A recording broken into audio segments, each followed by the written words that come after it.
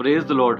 हमें खुदावंद की खिदमत के लिए जो भी बीज बोना है उसके लिए हमें दिल से लगन से जुटे रहना है, ताकि हमें कंसिस्टेंसी के साथ जो भी काम करें खुदा उसमें बरकत डाले और हम बेदिल ना हो। हमें कभी भी खुदा के कामों के लिए अपने आप को बेदिल नहीं करना। हमने मुस्तकिल मजाजी के साथ उस जिंदा खुदा के कामों को करना है, ताकि हमें खुदा ऐन वक्त पर सरफराज करे।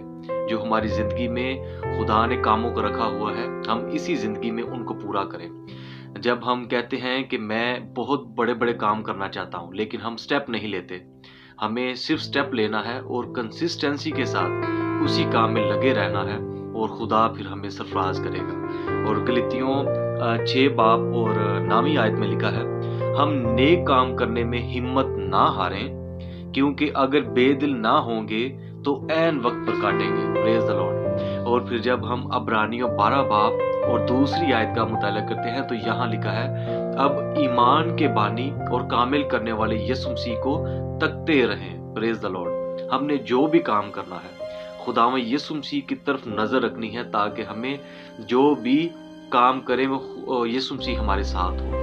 हमने उसकी तरफ देख के चलते रहना है और रुकना नहीं है। हमने कंसिस्टेंसी को बरकरार रखना है, ताकि खुदा ऐन वक्त पर हमें सरफराज करे और हम उसमें बढ़ते चल जाएं और खुदा का नाम हमेशा हमारी जिंदगियों में इज्जत और जलाल पाए। क्या आप और मैं इस तरह करते हैं? लाजमी बताइएगा। God bless you all.